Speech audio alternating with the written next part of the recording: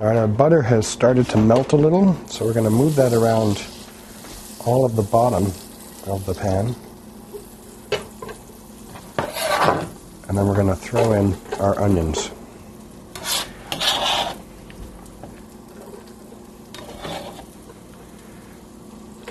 Now we can go ahead and saute these onions all the way down until they're soft, but we don't really need to because we're going to be cooking it and boiling it in stock, so the onions will be soft by the end of the process. So we're going to go ahead and take our cup of rice and try and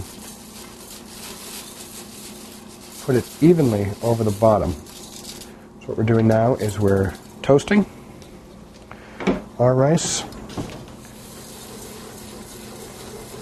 I'm going to move this around so that the butter and the rice are picking up all of the butter. And then we're going to take our vegetable stock